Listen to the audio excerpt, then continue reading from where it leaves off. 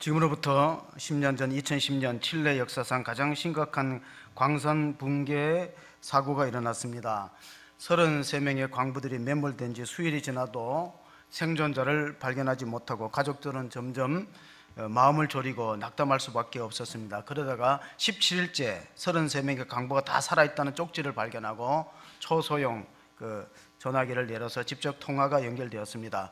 그들이 갇혀있던 곳은 지상에서 700m 지하에 17일 동안 아직 생존해 있는데, 지금까지 우리가 1967년도에 그 충청도 충남 청양군 구봉강산에서 김창선 씨, 양창선이라고도 부르는데, 그분이 이제 사고 난 지 16일 만에 구조됐어요.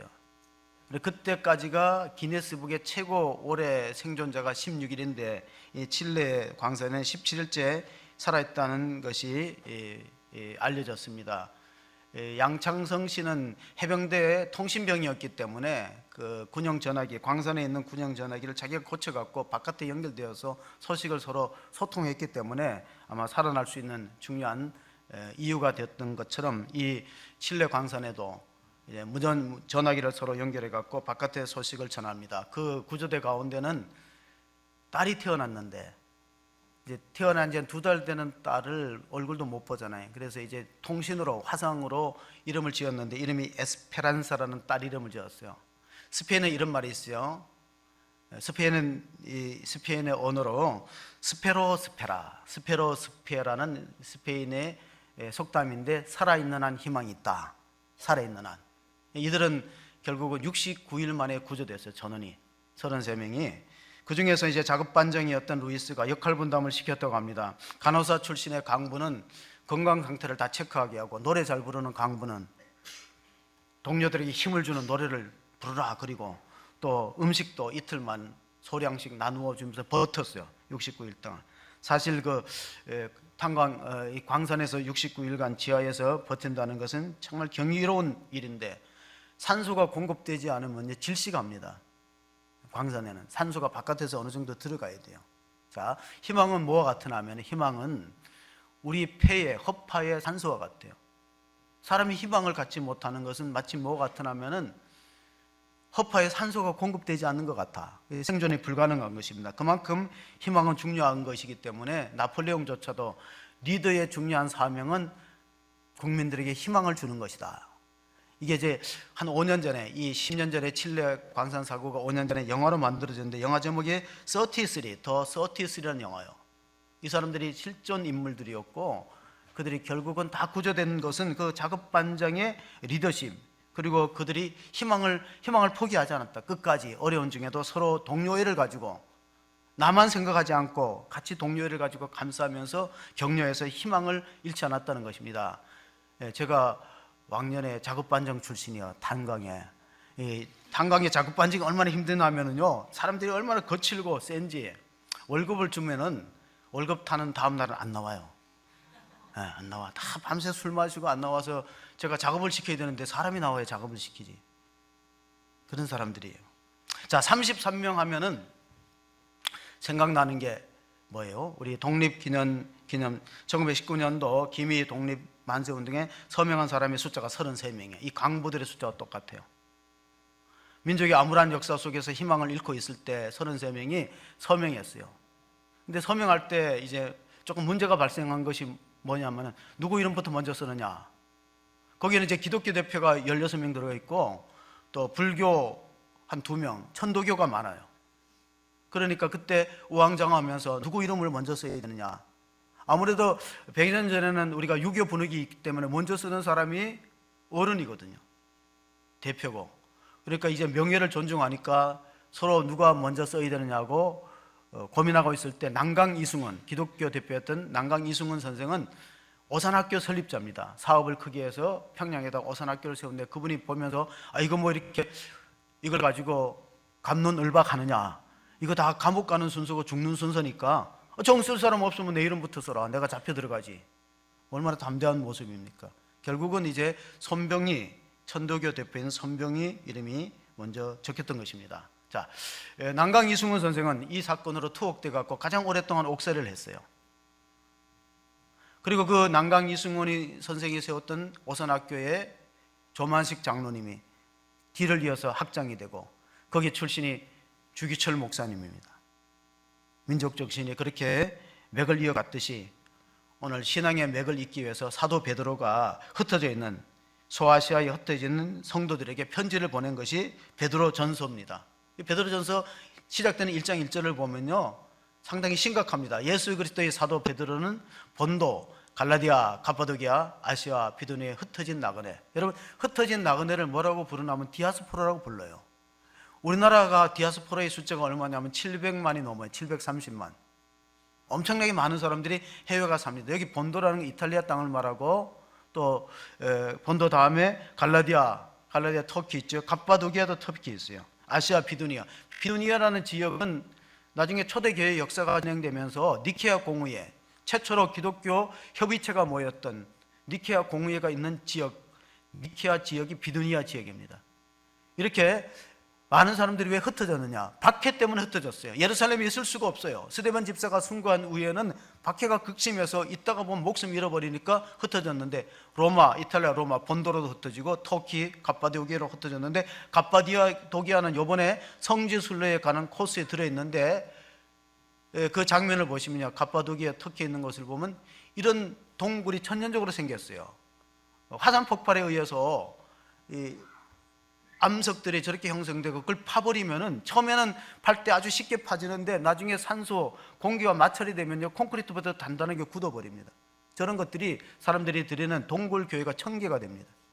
로마의 지하에서 숨어서 신앙생활했던 카타콤, 여러분 잘 아시죠? 카타콤은 여기에 비하면 아무것도 아니에요. 터키에는 저런 동굴 교회가 1000개나 되고, 지하 도시 데링구유라는 지하 도시에 살았던 사람의 숫자가 50만이었다고 알려지고 있어요.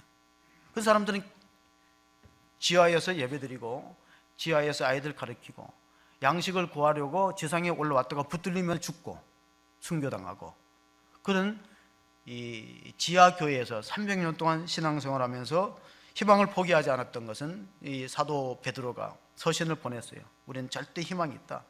아직도 우리가 포기하기는 이르다. 갑바도기아라는 뜻은 말들이 아름다운 땅인데, 갑바도기아 조금 전에 사진을 봤던 곳에서 스타워즈라는 영화가 찍혔어요.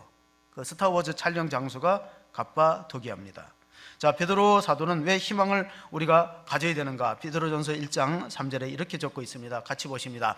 우리 주 예수 그리스도의 아버지 하나님을 찬송하리로다. 그의 많으신 긍휼대로 예수 그리스도를 죽은 자 가운데서 부활하게 하심으로 말미암아 우리를 거듭나게 하사 산 소망이 있게 하시며. 자, 극심한 박해와 죽음의 위협 앞에서도 희망을 버릴 수 없는 것은, 희망을 가질 수 있는 것은 살아있는 리빙 호프, 살아있는 소망은 우리가 거듭났기 때문이다. 그럼 우리 무엇으로 거듭났냐?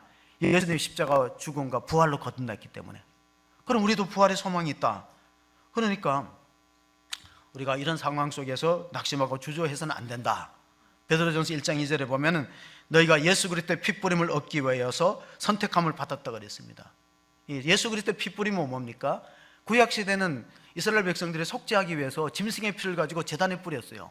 근데 그 짐승의 피를 가지고 제단에 뿌리는 것은 효과가 오래 못 갑니다. 예수 그리스도의 거룩한 피로 너희 심령의 핏부림을 얻으면 너희가 죄사함을 얻고 하나님 백성이 되고 영원한 천국에 들어가니까 이게 얼마나 엄청난 축복인가.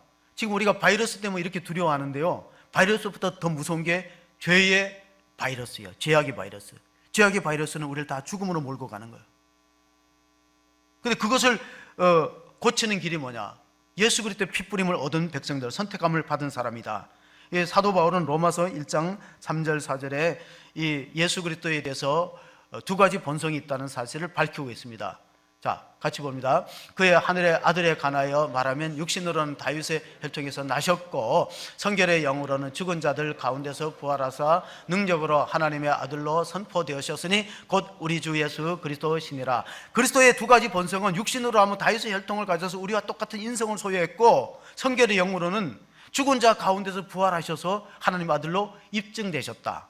여러분, 예수 그리스도의 부활은 그 부활을 했기 때문에 예수님이 하나님의 아들이 되신 것이 아니고, 예수님은 하나님이시니까 부활이 자연스러운 거예요. 생명의 주가 되시는 그분이 바로 우리를 영원한 소망 거듭나서 산 소망이 있게 하셨다. 사도 바울이 원래 부활을 안 믿었거든요. 사도 바울은 바리새인이고 율법학자인데 부활을 믿지 않았어요. 사람이 죽으면 끝나지 어떻게 부활이 되겠느냐. 그러다가 다메섹에서 부활한 주를 만났거든. 그는 회심하고 완전히 변화됐습니다. 돌변했습니다. 교회를 핍박하는 사람에서 교회를 가장 많이 세웠고 개척했고 선교했던 대표적인 인물이 사도 바울인데, 그는 고린도전서 15장에 부활에 대해서 이렇게 역설을 합니다. 13절 14절을 읽어보시겠습니다. 만일 죽은 자의 부활이 없으면 그리스도도 다시 살아나지 못하였으리라. 그리스도께서 만일 다시 살아나지 못하셨으면 우리가 전파하는 것도 헛것이요 또 너희 믿음도 헛것이며, 예수님이 다시 살아나지 않았다면 우리가 지금 믿고 있는 것도 헛것이고, 우리가 이렇게 다른 사람들은 많이 모이는 곳에 안 가잖아요. 지금은 결혼식도 축하금만 보내고 안 가요. 근데 우리가 이 모인다는 건 사실 정신없는 짓이잖아요. 동의 안 하시나? 믿음이 너무 좋으셔. 믿음이 너무 좋으셔서 모인 거예요. 그래서 지금 마스크 안 쓰신 분은 쓰셔도 돼요. 마스크 꺼내 쓰세요. 관계없어요. 마스크 다 꺼내 쓰셔도 된다니까요. 찬송할 때만 벗으시면 마스크를 쓰는 게 맞는 거예요. 자, 우리는 왜 이렇게 모여야 되느냐? 산소망이 있기 때문이다. 만일 죽은 자가 다시 살아나는 부활의 약속이 없다면요, 우리 믿음도 없고 전도하는 것도 없고, 전도가 거짓 증인이 되는 거예요. 왜냐하면 우리가 전도하는 내용이 예수께서 십자가에 죽으시고 3일 만에 다시 살아나셔서 우리에게 영생의 약속을 주셨다는 것이 전도하는 내용인데, 만약 그리스도의 부활이 헛것이면은 우리는 거짓 증인이 되는 거예요.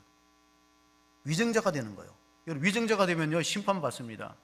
법정에서 선서합니다. 나는 본 사건에 대해서 양심에 따라서 정직하게 증언하겠습니다 했는데 위증을 해보세요. 그럼 형을 살아야 돼요. 예수님 부활 안 하셨으면은 전도하는 것이 위증이 되는 거예요. 거짓 증인으로 발견되리니. 자, 그리스도의 십자가 이후에 부활이 없었다면 어떤 일이 일어났을까? 예수님 십자가에 못 박히고 부활이 없었다면 신약성경에 기록이 안 됩니다. 신약성경을 기록하는 이유가 뭐냐면 부활에 대한 놀라운 하나님의 역사를 후대 사람은 점점 몰라가는 거예요. 우리는 부활을 목격했던 1세대인데 사도들은 부활을 직접 눈으로 보고 만지고 체험했어요. 근데 우리가 죽고 나면은 부활을 누가 믿을 거예요? 기록을 남겨야죠. 그래서 쓴 것이 마가복음이었어요. 마태가 붓을 들어 썼어요. 사복음서가 기록됐어요. 만약에 부활이 없었더라면 신약성경이 없다, 그렇게 보시면 돼요. 또 하나, 부활이 없다면 교회가 없어요. 예수님 십자가에 못 박힐 때 사도들이 다 무서워서 제자들이 도망가고 베드로는 3번 부인하고 흩어졌어요. 흩어진 사람들이 왜 다시 모일까? 흩어지기는 쉬워도 모이기는 어려워요. 가족들이 흩어지면요, 마음상에서 흩어지면 다시 모기 어려워요. 성도들이 시험 들어서 교회를 떠나면 다시 모기 어려워요. 당이 분열돼 갖고 이 당 저 당으로 찢어지고 다시 통합하는 거 참 힘들어요. 통합이 쉬워요? 통합이 힘들어요. 보수는 분열 때문에 망하고 진보는 부패 때문에 망한다고 그래요. 정치학에서. 이런 말은 조심스럽게 하는 거예요. 내가 한 말이 아니라 정치학에서 하는 말이에요. 빠져나갈 구멍을 만들어야지. 정치학에서 그렇게 얘기하는 거예요. 자, 보세요. 흩어졌던 제자들이 어떻게 다시 모였냐면 부활한 주님을 만나고 다시 모인 거예요. 너도 부활한 주님을 만나냐? 나도 만났어. 그럼 우리가 이렇게 있어서는 안 되지.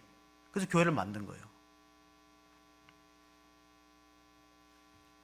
그러면 예수님 부활 안 하셨다면 뭐가 있을까? 해당만 있죠. 유대교 해당만 있고 기독교가 없고, 또 하나가 뭐냐면은 주일이 없고 안식일만 있어요. 우리 주일날 이렇게 모이잖아요. 위험을 무릅쓰고, 사람 많이 모이는데 가지 말라 그랬지만 위험을 무릅쓰고 순교를 결단하고 모였지만은 그러니까 여러분 믿음이 좋으신 거예요. 왜냐면 오늘 겁나서 못 오는 사람 많잖아. 되게 안식일을 지켰습니다. 토요일 안식일. 그러다가 이제 왜 부활 주일을 모이냐면 주님이 금요일 날 십자가에 못 박히고 금, 토, 주일 3일 만에 부활하니까 요 날을 기념해서 초대교회가 모인 거예요. 야, 우리가 주님의 부활한 날 가만히 집에 앉아 있을 수 있느냐? 우리가 주님의 부활하는 날 장사할 수 있느냐? 예배를 드려야지. 찬송하리로다 우리 주 예수 그리스도께서 그의 궁유신 크신 궁유를 따라서 우리를 거듭나게 하고 십자가에 죽으셨다가 부활하심으로 우리를 거듭나게 하시고 산소망이 있게 하시니, 그게 오늘 베드로전서 1장 3절의 내용입니다. 사도행전 7장에 보면요, 스데반 집사가 순교할 때 성경은 잠들었다 그랬지 죽었다는 표현을 안 써요. 돌에 맞아 죽었거든요. 그때 돌로 죽일 때 주동자가 누구냐면 사도 바울이에요. 사도 바울. 왜? 사도 바울은 부활을 안 믿으니까. 사람이 죽으면 끝나지 뭔 부활이 있어. 그게 사도 바울의 생각이에요. 똑똑한 사람의 생각이 그래요. 똑똑한 사람들은 다 그렇게 말해요. 의학적으로나 상식적으로나 역사적으로나 사람은 죽으면 끝나지 어떻게 다시 살아나. 그래서 예수 믿는 사람을 죽이고 스데반 집사를 돌로 던지는데 옷을 맡아서 증인 역할을 하고 주동자가 사도 바울이에요. 근데 그 사도 바울이 사도행전 7장에는 죽이는 사람이 됐는데 9장에 갖고 바뀌잖아요. 왜? 부활한 주님 만났거든요. 자기한테 음성이 들려왔거든요. 사울아 사울아 네가 어찌하여 나를 핍박하느냐. 그럴 때 사도 바울이 보통 사람이 아니거든요. 담대합니다. 나한테 이 말하는 당신 누구요? 하니까 나는 네가 핍박하는 예수다. 그러니까 깜짝 뒤집힌 거예요. 아, 부활이 맞구나. 예수님이 십자가에 죽으시고 부활한 게 사실이 역사적 사실이구나. 그럼 내가 이제 앞으로는 예수를 위해서 살아야지. 복음을 전하고 살아야지. 예수 그리스도의 생명의 복음을 증거하는 일에는 나의 목숨을 조금도 귀하게 여기지 않는다. 완전히 사람이 바뀌는 거죠. 사람이 왜 안 바뀌냐면 부활의 주님 안 만나서 그래요. 자, 사도행전 7장 60절 한번 읽어보겠습니다. 같이 읽습니다. 시작. 무릎을 꿇고 크게 불러 이르되 주여 이 죄를 그들에게 돌리지 마옵소서. 이 말을 하고 자네. 이 말을 하고 죽으니라 해야 맞잖아요. 죽는 거하고 자는 거하고 차이가 뭐냐면 깨어나는 거는 자는 거고 안 깨어나는 건 죽는 거야. 그렇잖아요. 어렵게 생각하지 마시고 죽은 거는 안 깨어나는 게 죽은 거예요. 자는 건 뭐예요? 아침에 일어나면은 자는 거잖아요. 근데 여러분 잠잘 때 내일 아침에 다 일어날까? 혹시 못 일어나면 어떡하나 불안해갖고 잠 못 드시는 분이 있어요? 그러면 그 불면증이에요. 나는 자다가 내일 아침 못 깨어날 것 같아. 그런 생각 한 개도 안 하고 자잖아요. 저도 그런 생각 안 해요. 자면은 아침에 당연히 깨어날 걸로 생각하잖아요. 그게 자는 거예요. 스데반은 당연히 자기도 예수님처럼 부활할 걸 알고 예수님과 같은 말씀을 했어요. 왜요? 예수님 십자가 죽으실 때 주여 이 죄를 저들에게 돌리지 마시고 저들을 용서해 주세요. 스데반도 똑같이 말하잖아요. 왜? 나는 죽으면 다시 깨어난다. 부활한다. 주님의 영광이 부활하고 부활한다. 고린도전서 15장 부활장 19절 20절을 한번 읽어보겠습니다. 시작. 만일 그리스도 안에서 우리가 바라는 것이 다만 이 세상의 삶뿐이면 모든 사람 가운데 우리가 더욱 불쌍한 자이리라. 그러나 이제 그리스도께서 죽은 자 가운데서 다시 살아나서 잠자는 자들의 첫 열매가 되셨도다. 첫 열매가 있으면 반드시 이어지는 열매가 있습니다. 열매를 따보시면 첫 열매가 무화과가 있든지 아니면 감람 열매가 있든지 첫 열매를 따면은 철에 따라서 열매가 맺히듯 예수님은 부활의 첫 열매고 그에게 붙은 자, 믿음으로 붙은 자가 차대로 부활되는 거예요.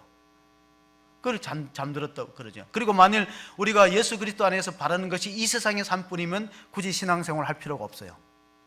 왜냐하면 우리가 복 받고 건강하기 위해서 신앙생활을 하는데 예수 안 믿어도 복 많이 받고 예수 안 믿어도 아들이 서울대학교 가고 예수 안 믿어도 건강한 사람 많아요. 우리가 바라는 것이 이생뿐이라면 19절을 한번 다시 띄워보세요. 15장 19절. 자, 그리스도 안에서 우리가 바라는 것이 다면 이 세상의 삶뿐이면은요, 우리 불쌍한 사람들이야. 왜? 주일날 놀러도 안 가고. 근데 분명히 부활이 있고 영생이 있기 때문에 우리 그 확신 가지고 살아가는 것이에요. 사람이 죽으면요 3일장을 하잖아요. 제가 우리 장모님을 생각해 보니까 3일장도 안 가요. 숨 쉬다가 한 줌의 재로 변하는데 시간이 40시간 걸렸어요. 왜냐하면 월요일 저녁 무렵에 소천하시지, 그 다음에 화요일 언절이 있었죠. 또 수요일은 일찍 발인을 해갖고 그 용인 가니까 결국은 사람은 살았다고 하나 짧아요. 40시간이면 한 줌의 재와 같다. 그 인생이에요. 그럼 우리가 무엇 때문에 신앙생활하는가? 8절 9절 오늘 결론 한번 읽어봅시다. 8절 9절 같이 읽습니다. 시작. 예수를 너희가 보지 못하였으나 사랑하는도다. 이제도 보지 못하나 믿고 말할 수 없는 영광스러운 즐거움으로 기뻐하니 믿음의 결국 곧 영혼의 구원을 받음이라. 그렇습니다. 우리가 신앙생활은 영혼이 구원받는 것입니다. 신앙생활의 목적은 영생을 얻는 데 있고 구원을 하나님이 주시는 구원의 선물을 받는 데 있음을 믿으시기 바랍니다. 그것 때문에 우리가 예배하는 거고 기도하는 거고 그런 거예요. 사람은 노후 대책은 잘 세우는데 사후 대책을 세우는 사람 많지 않아요. 그 지혜로운 사람은 죽음에 대한 준비가 있어야 된다는 거예요. 사후 대책. 우리가 산소망이 있는 것은 부활의 주님을 만났다. 부활의 주님을 만나면은 죽음 이후의 세계가 바뀌는 게 아니고 이 땅에서 삶이 바뀌어요. 부활을 믿는 사람하고 부활을 안 믿는 사람의 모습이 같을 수가 없어요. 한 예를 들어보면 우리가 누가복음이 24장으로 끝나는데 그때 예루살렘에서 엠마오로 가는 두 제자가 있었는데 한 사람 이름 글로바고 또 한 사람 이름이 안 나오니까 학자들은 글로바의 아내였을 것이라 그래요. 왜냐하면 부부는 일심동체니까 한 사람만 쓰니까. 글로바와 또 한 제자. 예루살렘에서 25리 10km 떨어진 길을 슬픈 기색을 뜨고 절망의 발걸음을 걸어가다가 주님이 동행하는데 알아보지 못해요. 부활하신 주님이. 근데 언제 알아보냐면요, 말씀을 풀어주실 때 알아보기 때문에 이게 여기에 중요한 신비가 있어요. 여러분, 환상으로 부활한 주님을 만나면 잘 믿을 것 같은데 그렇지 않고 성경에 기록된 말씀을 풀어줄 때 그때 확신이 안 들어오는 사람은 아무리 환상의 주님을, 부활한 주님을 환상으로 봐도 안 된다는 거예요. 자, 24장 32절 33절을 이어서 보시면 그들이 서로 말하되 길에서 우리에게 말씀하시고 우리에게 성경을 풀어주실 때에 우리 속에서 마음이 뜨겁지 아디하느냐 하고 그때로부터 일어나 예루살렘에 들어가 보니 11제자 및 그들과 함께한 자들이 모여 있어. 자, 이들은 모든 것이 끝났다, 숲으로 들어갔다. 예수님이 일으켰던 하나님 나라 운동은 여기서 접어야 된다. 그리고 터덜터덜 가다가 부활한 주님이 옆에 있는데 동행하는데도 영의 눈이 열리지 않으면요, 부활한 주님 옆에 있어도 못 알아보고 결국은 언제 시편과 율법과 시편과 예언서의 말씀을 풀어줄 때 가슴이 뜨거워지면, 그렇지, 주님은 죽으시는 것으로 끝나는 분이 아니라 다시 살아서, 메시아는 다시 살아서 우리의 생명의 주가 되시는구나 확신이 다가오면서부터 그들이 절망하는 발걸음을 돌이켜서 예루살렘 공동체로 올라갑니다. 그 예루살렘은 위험이 기다려요.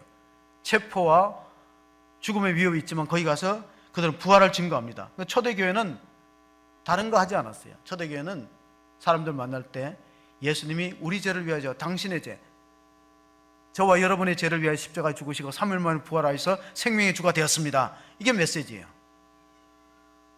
그 부활을 전하는 부활의 공동체, 그 부활을 증언함으로 말미암아 핍박을 받는 공동체가 초대교회였습니다.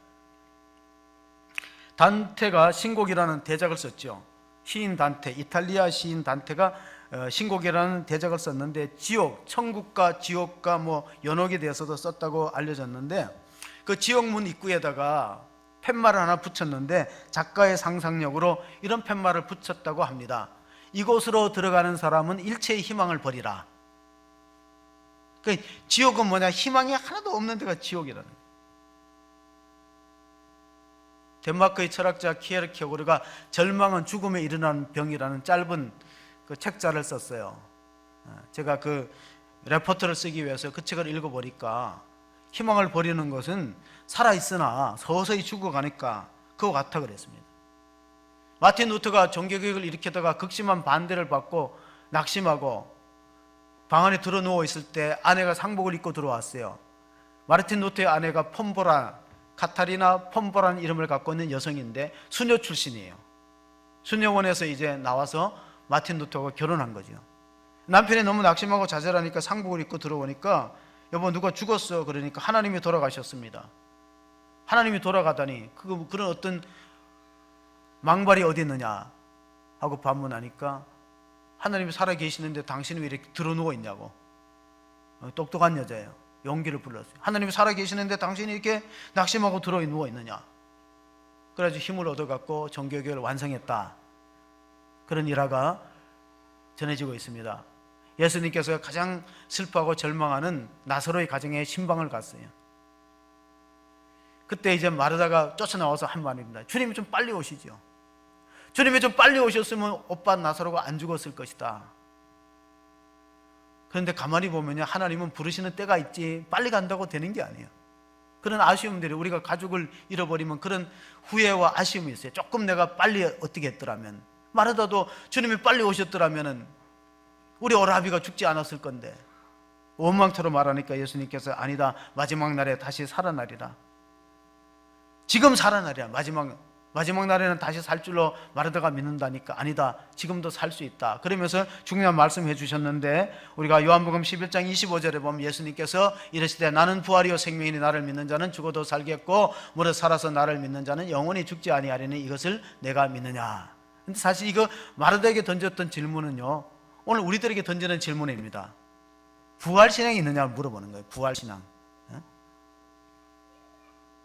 부활신앙이 없는 사람은 고난을 이길 수가 없습니다. 핍박과 박해에 견뎌낼 수가 없습니다. 미국에서 이 나사로에 대한 요한복음 11장을 가지고 청년들이 선곡을 꾸몄어요. 그래서 이제 뭐 나사로 역할을 하는 사람이 있고, 마르다 마리아 역할을 하는 사람이 있고, 예수님 역할을 하는 사람이 있죠. 근데 동네 사람 역할을 하는 엑스트라가 나사로한테 물어봤어요. 너는 죽었다가 다시 살아나오니까 뭐가 달라졌느냐? 그 질문입니다. 물론 성경에는 없는 내용을 이제 시나리오로, 대사로 만들었어요. 너는 한번 죽었잖아. 죽었다가 다시 살아났으니까 뭔가 변화가 뭐가 있냐니까 나사로가 대답합니다. 나는 죽음에 대한 두려움이 없어요. 한번 죽어봤기 때문에 나는 죽음에 대한 두려움이 하나도 없다. 물론 영국으로 꾸민 이야기지만, 여러분, 나사로는 죽음은 마치 잠을 자는 것과 같고, 또 하나님께서 반드시 나를 다시 살린다는 소망 때문에, 우리가 고린도전서 15장 51절에 보면 보라 내가 너희에게 비밀을 말하노니 우리가 다 잠잘 것이 아니요, 그것이 51절의 말씀입니다. 마지막 나팔 소리에 다 후련히 변화된다. 그럼 변화될 때 어떻게 변화될 것이냐? 마치 우리가 애벌레 속에 있던 나비가 껍질을 벗고 새로운 몸으로 창공을 날아다녀요, 자유롭게. 그러면 애벌레의 상태와 나비의 상태는 다른 생명체는 아니에요. 똑같은 생명체인데 변화되니까 달라지잖아요. 또 다른 예를 든다면, 같은 계란이라도 3주 어미닭이 품고 병아리로 부화되어서 막 그 마당을 쫓아다니는 병아리하고 그 원래 상태의 유정란하고는 동일 생명체예요. 딴 데서 나온 게 아니에요. 그러나 완전히 달라요. 부활도 이와 같아요. 우리 육신의 허물을 벗고 새로운 부활체를 입고 있지만은, 부활한 생명하고 나하고 전혀 별개라면은 무슨 의미가 있겠어요? 똑같은 생명체인데 완전히 다른 거예요. 유정란하고 병아리는 완전히 달라요. 움직일 수 있느냐, 움직일 수 없느냐, 또 공중을 조금이라도 날 수 있느냐, 없느냐. 그래서 오늘 4절에 보면요, 이것이 우리가 산소망을 가질 수 있는 두 번째 이유가 하늘의 영원한 유업이 약속되었다는 겁니다. 같이 읽습니다. 썩지 않고 더럽지 않고 쇠하지 않은 유업을 있게 하시나니 곧 너희를 위하여 하늘에 간직하신 것이라. 이거는 개역 개정판이고, 이전에 거 개역 성경에는 이렇게 되어 있어요. 썩지 않고 더럽지 않고 쇠하지 않은 기업을 있게 하시나니. 저는 지난번에 성경이 더 좋아요. 기업. 우리 기업을 하잖아요, 기업. 근데 썩지 않는 기업이 어디 있어요? 더럽지 않는 기업이 어디 있어요? 더럽히지 않는 기업이라는 것은 거룩한 기업이라는 뜻이고, 썩지 않는다는 것은 소멸되지 않는 거예요. 일본의 명치 유신, 메이지 유신 이후에 모든 기업을 조사해 보니까 기업의 평균 수명이 30년으로 나왔어요. 기업의 평균 수명이 얼마라고요? 30년에. 일본 같은 경우 물론 30년 이상 100년 가는 기업도 있어요. 그러나 30년 이내에 소멸되는 기업도 있어요. 평균적으로 따졌을 때 명치 유신 이후에 일본의 경우에는 기업의 평균 수명이 30년이다. 대우가 30년 만에 몰락했어요. 대우. 대한생명이 하나로 바뀌었던 것 같아요. 바뀌어간 것 같아요. 왜냐하면 정치적인 연고로 인해서 언어가 바뀌었죠. 히브리서 10장 34절을 읽어보면 이런 말씀이 있어요. 너희가 갇힌 자를 동정하고 너희 소유를 빼앗기는 것도 기쁘게 당한 것은 더 낫고 영광한 소유가 있는 줄 알미라. 우리가 하늘에 간직한 기업이 있기 때문에 이 땅에서 기업을 뺏겨도 우리가 낙담하지 않는 것은 바로 하나님께서 썩지 않고 더럽혀지지 않고 쇠하지 않는 기업을 우리에게 약속해 주었다. 이게 영원한 기업이란, 나의 영원하신 기업, 우리가 찬송가 부르듯이 썩지 않는 기업은 영원한 기업이고, 더럽히지 않는 기업은 거룩한 기업이고, 쇠퇴할 수 없는 기업은 불멸의 기업이다. 그것을 우리에게 선물로 주셨습니다. 베드로전서 1장 5절 읽어보면 이런 말씀이 기록되어 있습니다. 너희가 말세에 나타내기로 예비하신 구원을 얻기 위하여 믿음으로 말미암아 하나님으로 능력으로 보호하심을 받았느니라. 자, 초대교회가 실제로 많은 핍박을 받았고, 그들은 황제에게 절하면요 통행증을 줍니다. 마치 우리가 운전면허증을 받듯이 황제에게 절을 하고 황제를 숭배하면은 자격증을, 면허증을 줘요. 그래, 그걸 갖고 있으면 핍박을 안 받아요. 근데 예수 믿는 사람이 어떻게 우상 숭배하고 황제에게 절합니까? 그러니까 통행증에다가 로마 황제에게 절했다는 그 증서가 안 붙어요. 그럼 이게 힘든 거예요. 살아남기가 힘든 거예요. 그때 당시가 2000년 로마가 지배하던 시대예요. 가이사가 주님이 아니고, 로마 황제 가이사가 주님이 아니고 예수님이 나의 구주입니다 하면은 재산도 뺏기고 생명의 위협을 받습니다.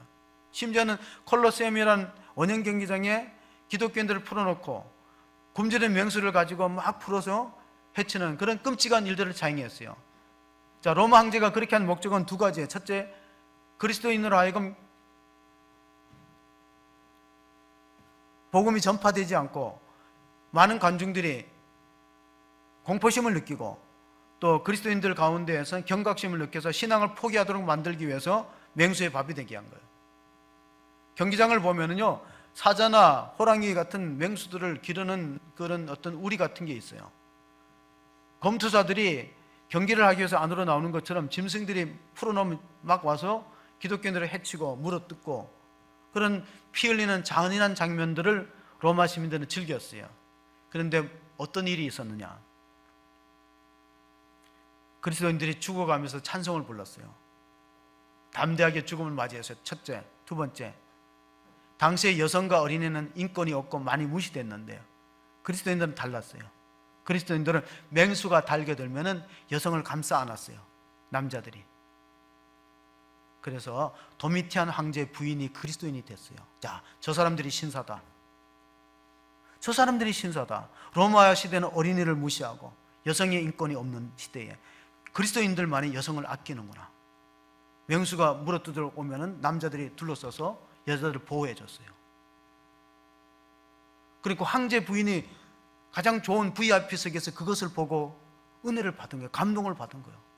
그래서 몰래 예수를 믿어요. 황제는 핍박하는데 부인이 예수를 믿어. 그러니까 기독교화 될 수밖에 없죠. 오히려 그리스도인들을 핍박한 것이 전도가 된 거예요. 결국은 차라리 핍박을 안 하는 것만도 못해요. 자, 오늘날에도 교회는 많은 비난의 도를 받습니다. 교회가 기복신앙이 있다, 타계신앙이다. 그런데 가만히 생각해 보세요. 교회를 비난하고 예수 그리스도를 적대하는 사람 많아도요, 석가모니에 대해서 비난하는 사람 별로 없어요. 소크라테스에서 비난하는 사람 없고 공자에 대해서는 비난하는 사람 없어요. 왜 그럴까요? 죽은 자는 비난 안 해요. 죽었는데 왜 거기다가 욕을 하겠어요?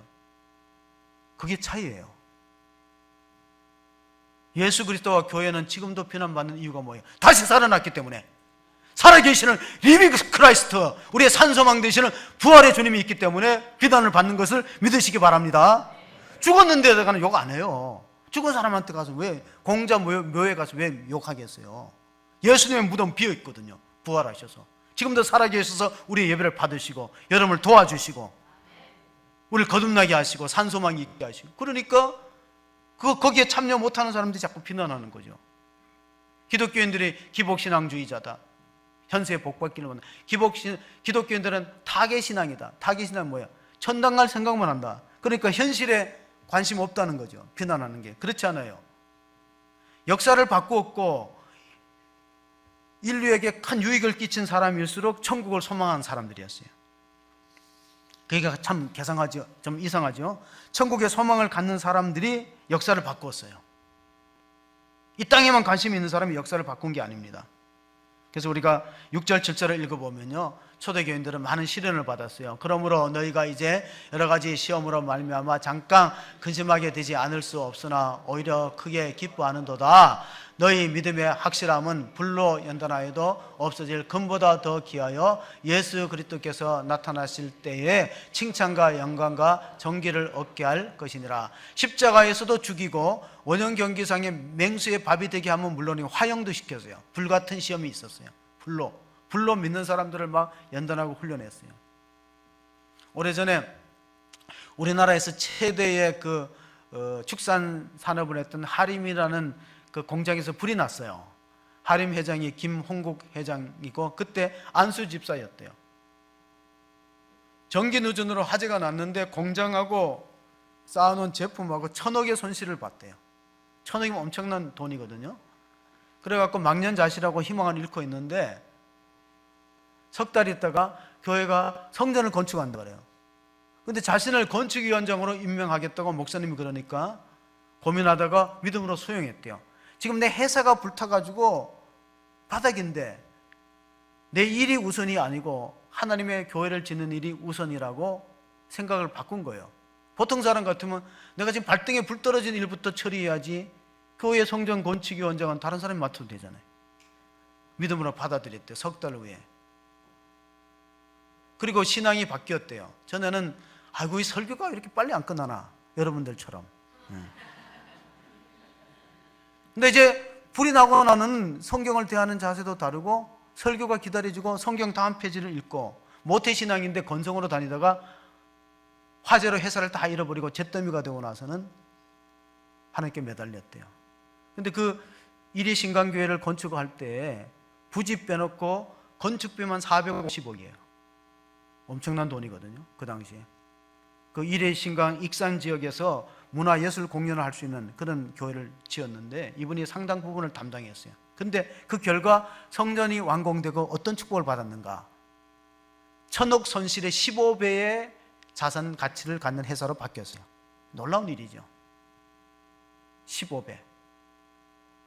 1,000억에 15배면 얼마인지 계산이 되나요? 예. 우리는 그 이유는 잘 계산이 안 돼. 너무 많은 숫자, 천문학적인 숫자에서.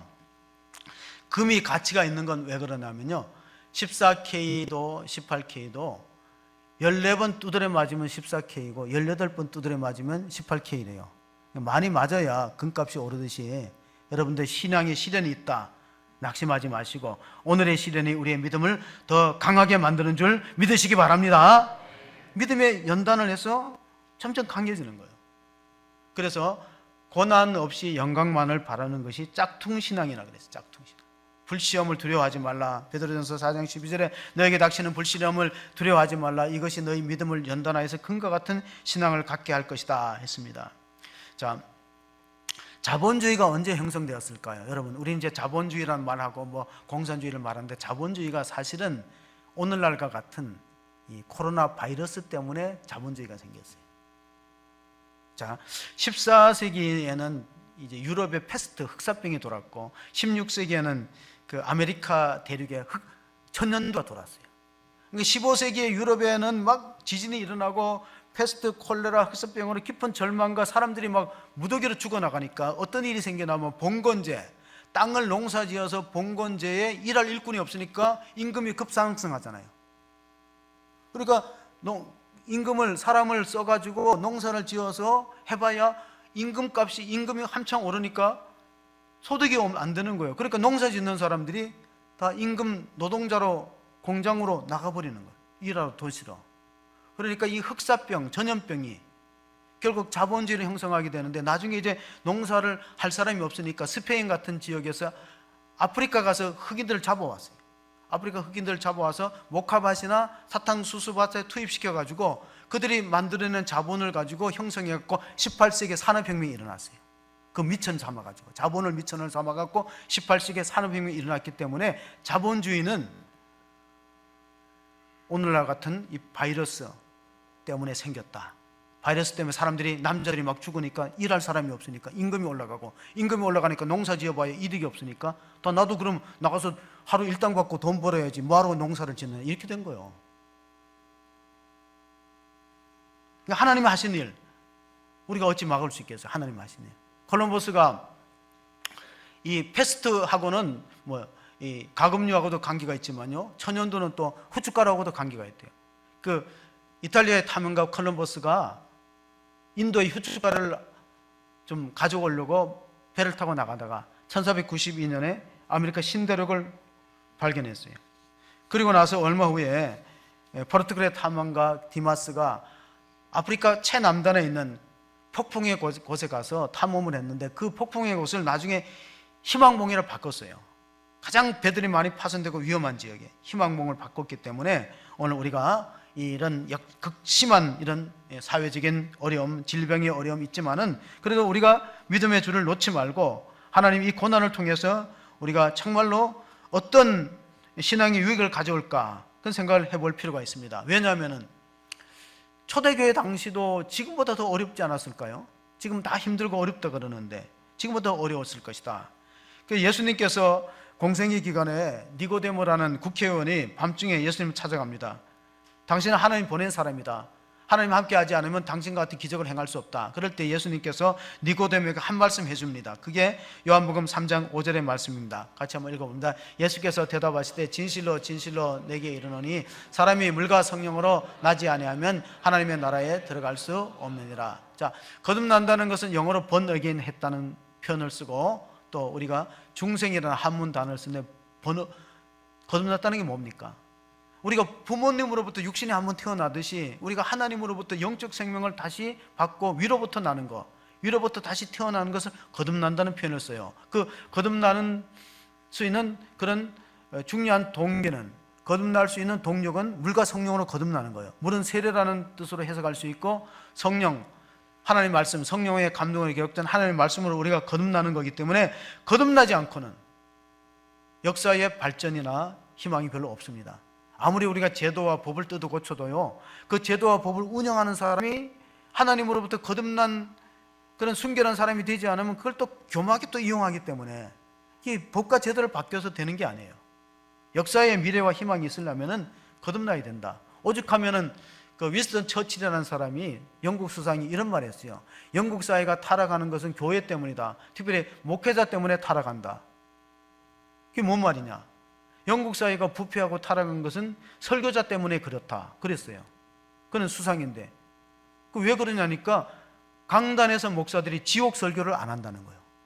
지옥이 얼마나 무섭고 끔찍한데 거기 가지 않도록 강력하게 선포를 안 하고 듣기 좋은 말만 하니까 사람들이 하나님 무서워하지 않고 지옥을 두려워하지 않으니까 범죄하는 일에 담대해지고 거짓말하는데 용기가 생기는 거예요.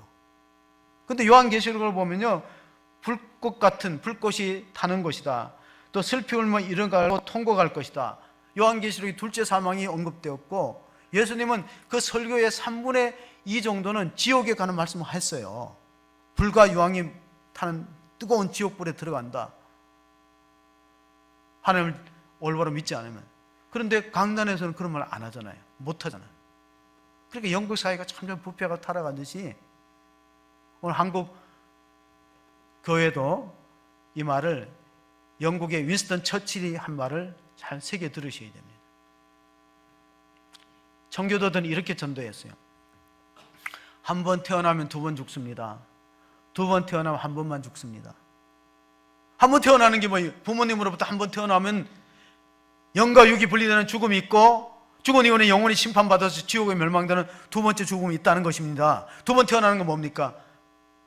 내가 육신으로부터, 부모님으로부터 육신의 생명을 물려받고 예수 믿고 물과 성령으로 거듭나서 영적인 출생이 있으면은 2번 태어난 거니까 한 번만 죽으면 된다는 뜻입니다. 육신만 한 번 죽으면 우리 영혼이 하나님 나라에서 영생의 하나님의 유업을 누리고 하나님 나라에 들어가기 때문에 이것이 참된 축복이다 한 사실을 기억하면서, 그럼 어떻게 거듭나는가? 마지막 말씀입니다. 이 베드로가 거듭나는 것의 원인, 거듭나는 근거를 베드로전서 1장 23절부터 말씀하고 있습니다. 끝으로 우리가 이 말씀을 한번 읽어보시겠습니다. 1장 23절 25절부터 너희가 거듭난 것은 썩어질 씨로 된 것이 아니요 썩지 아니할 씨로 된 것이니 살아있고 항상 있는 하나님의 말씀으로 되었느니라. 그러므로 모든 육체는 풀과 같고 그 모든 영광은 풀의 꽃과 같으니 풀은 마르고 꽃은 떨어지되 오직 주의 말씀은 세세토록 있도다 하였으니 너에게 전한 복음이 곧 이 말씀이니라. 아멘. 복음만이 유일한 소망인 줄 믿으시기 바랍니다.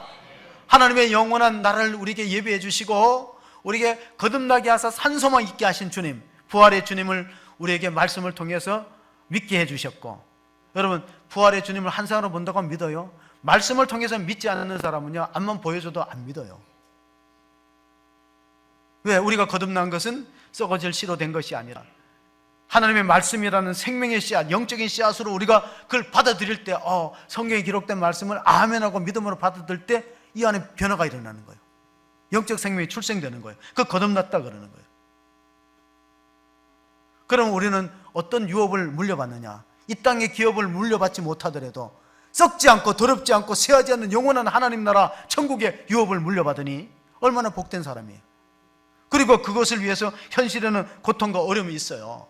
믿음을 지키는 것이. 그러나 이런 고난이 믿는 자에게는 유익이라는 거예요. 영적으로 유익이 되는 거예요. 시편 119편 71절에 고난당하는 것이 내게 유익이라. 이런 말미암아 내가 주의 율례를 배웠나이다. 우리는 지금 안팎으로 고난 가운데 있어요.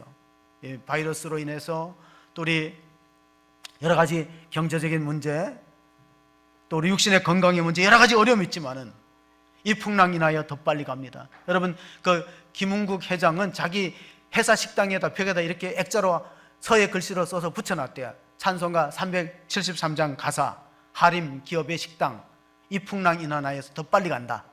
풍랑이 불었기 때문에 빨리 가고, 불이 났기 때문에 더 잘 되고, 고난당하기 때문에 유익이 있다. 왜? 우리는 하나님으로부터 산소망의 약속을 받은 믿음의 성도들이기 때문에 우리는 그 하나님의 약속의 언약의 말씀을 믿고 하나님의 영원한 나라를 향해서 힘차게 달려가는 복된 주의 자녀들 다 되시기를 주의 이름으로 축원합니다. 아멘. 하나님 아버지 감사합니다. 하나님께서 우리들에게 공의를 해 주셔서 그리스도를 죽은 자 가운데서 부활하심으로 말미암아 우리를 거듭나게 하가 산소망이 있게 하셨으니, 또 우리에게 영원한 산업을 약속하셨기 때문에, 고난이 우리에게 영적으로 유익이기 때문에 우리는 역사를 주관하시고 이끌어 가시는 하나님을 믿고 의지함으로 말미암아서 지금도 낙심하지 않고 주님을 바라보고 하나님 앞에 기도하고 예배하는 백성이 되었습니다. 이 역사를 하나님께서 불쌍히 여겨주시고 이스라엘 민족이 에스겔의 마른 뼈와 같은 상태에 있을 때 하나님의 말씀을 대언하고 생기의 성령을 불어넣으니 크게 일어나서 군대가 되는 것처럼 허수중앙교회가 영적 부흥을 통해서 민족의 동반자가 되게 하여 주시옵소서. 이 시대의 파수꾼이 되어서 우리 이웃에 하는 영혼을 구원하고 희망의 등불로 생명의 복음을 전하는 증인되는 부활 공동체로 쓰임받기를 간절히 원하옵고 우리 구주 예수 그리스도 이름으로 기도하옵나이다. 아멘.